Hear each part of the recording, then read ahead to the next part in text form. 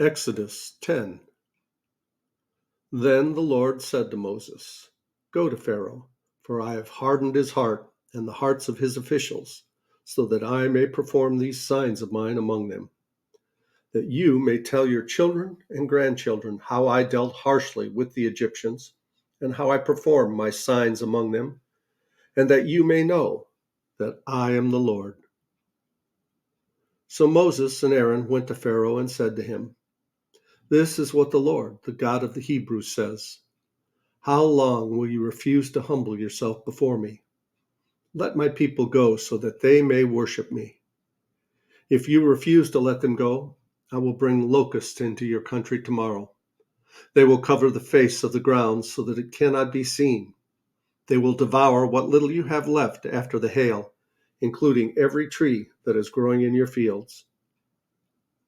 They will fill your houses and those of all your officials and all the Egyptians, something neither your parents nor your ancestors have ever seen from the day they settled in this land till now."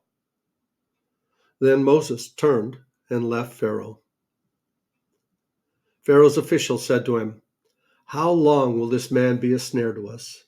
Let the people go so that they may worship the Lord their God. Do you not yet realize that Egypt is ruined?" Then Moses and Aaron were brought back to Pharaoh. "Go, worship the Lord your God," he said, "but tell me, who will be going?"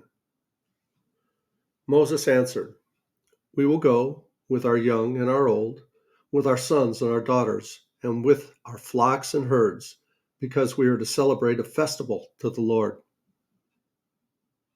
Pharaoh said, "The Lord be with you if I let you go along with your women and children. Clearly you are bent on evil. No, have only the men go and worship the Lord, since that's what you've been asking for." Then Moses and Aaron were driven out of Pharaoh's presence.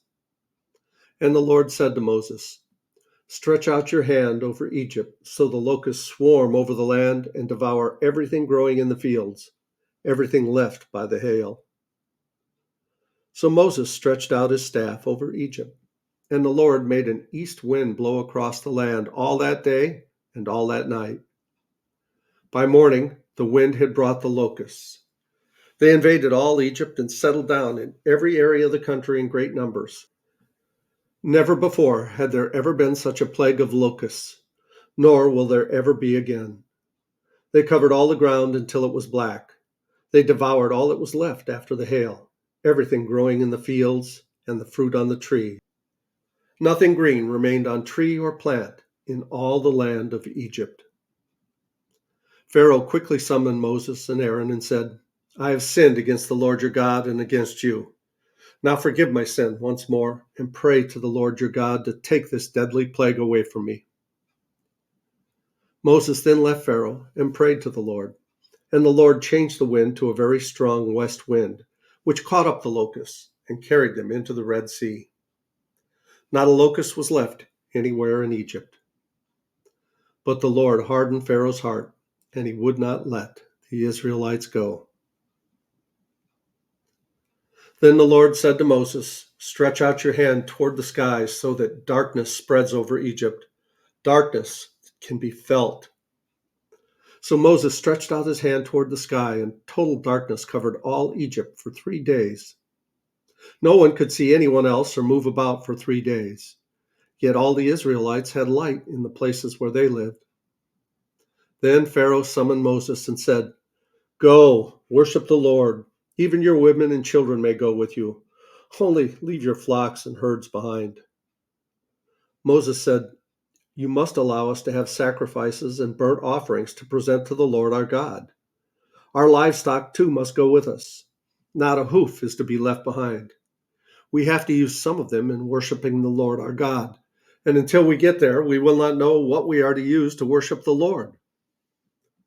But the Lord hardened Pharaoh's heart, and he was not willing to let them go. Pharaoh said to Moses, "Get out of my sight.